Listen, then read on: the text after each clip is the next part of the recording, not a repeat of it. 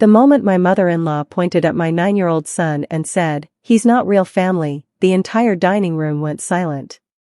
My little boy lowered his head and quietly pushed his birthday cake away without saying a single word. 10 minutes later, I placed one signed piece of paper on the table, and the woman who had humiliated him couldn't say another word. My name is Sanaa, and before I met my husband, Ryan, I was already a mother. My son, Caleb, was 3 years old when Ryan came into our lives. His biological father disappeared before Caleb could even speak in full sentences. For years, it was just the two of us. We struggled. I worked double shifts. Skipped meals so Caleb could have everything he needed. Somehow, we survived. Then Ryan appeared. Unlike everyone else, he never asked where Caleb's father was. He never treated my son like baggage. On our third date, Caleb accidentally spilled chocolate milk across Ryan's shirt. I was embarrassed. Ryan just laughed. I guess this means he likes me. From that moment, Caleb adored him. So did I.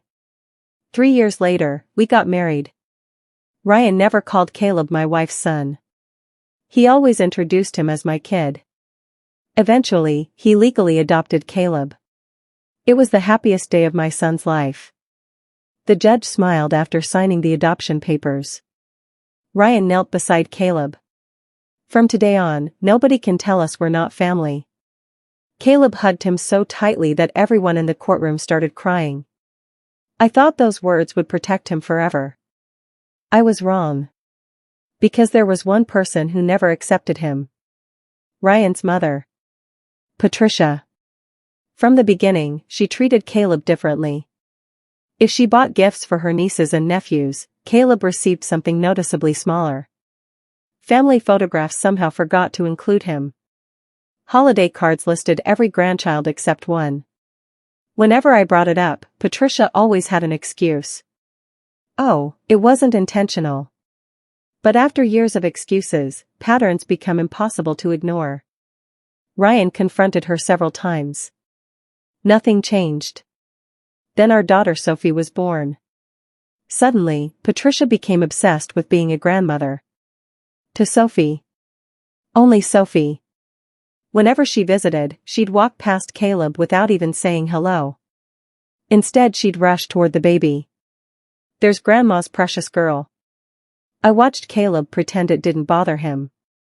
But every child notices who gets ignored. One evening, while helping him with homework, he quietly asked me something I'll never forget. Mom? Yeah?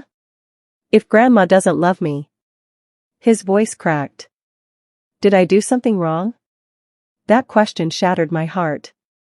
I hugged him tightly. No, sweetheart. Then why? I didn't know how to answer.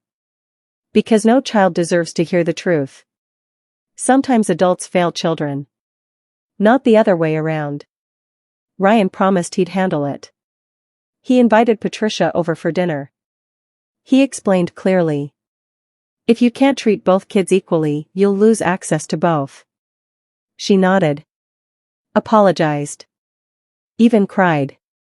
For a while, things improved. Then came Caleb's 9th birthday.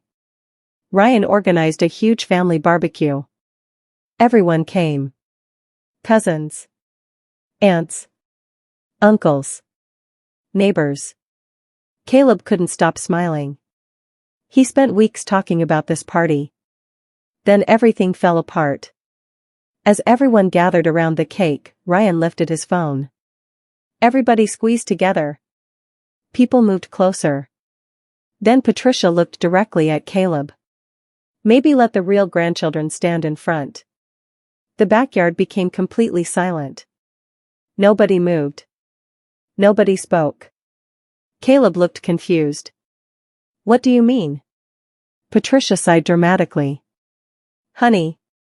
She smiled in that fake, polite way people do before saying something cruel.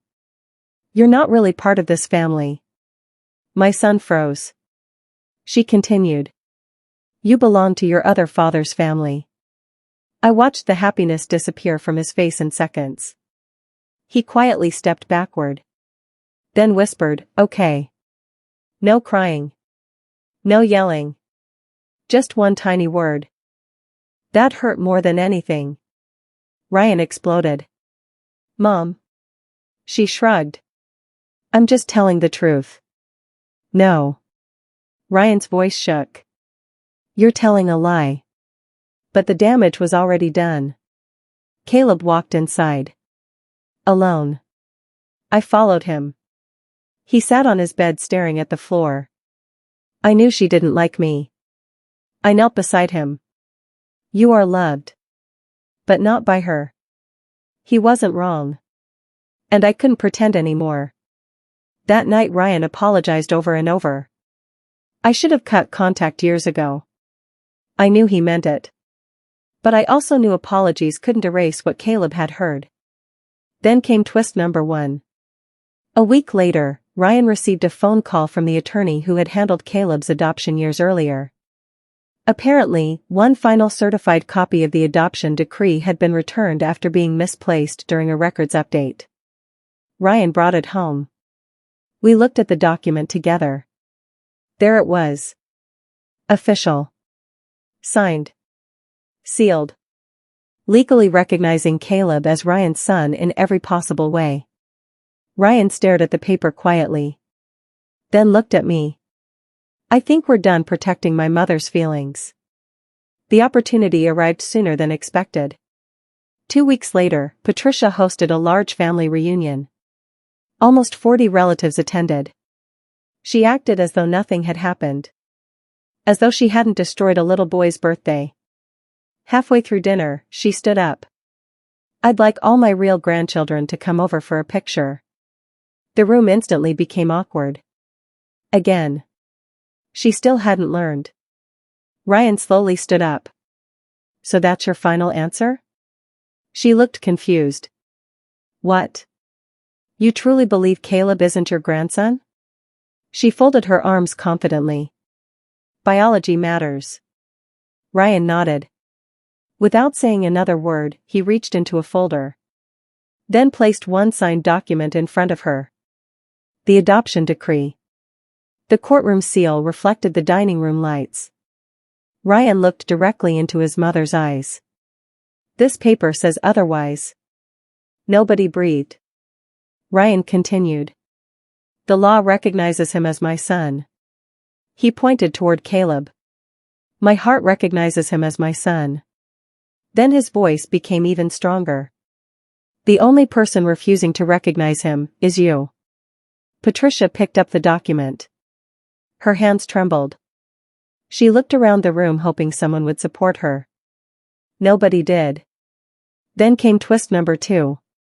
Ryan's grandfather slowly stood from his chair. At 91 years old, he rarely spoke during family gatherings. But when he did, everyone listened. He walked over to Patricia. Then quietly said, "When I adopted your older brother after your grandmother remarried." The room froze. Patricia's face lost all color. He continued. "Did I ever treat him differently?" Nobody had ever heard this story before. Not even Ryan. Patricia whispered, "Dad." He interrupted her. "The man who raised you wasn't your biological father either." Silence. Complete silence.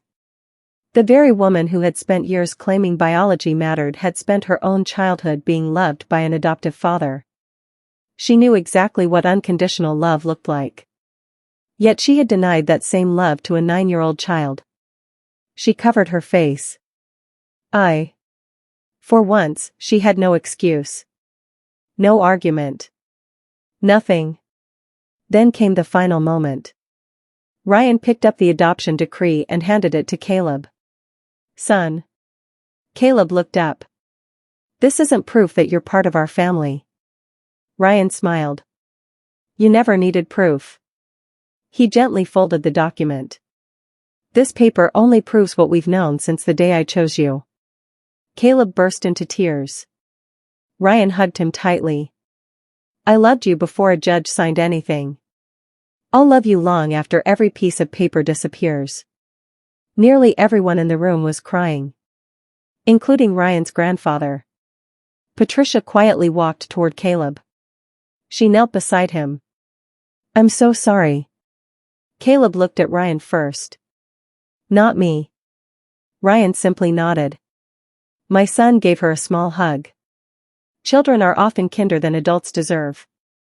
But forgiveness didn't erase consequences. Ryan made new boundaries. No more unsupervised visits. No more holidays until trust was rebuilt. No more pretending cruel words didn't matter.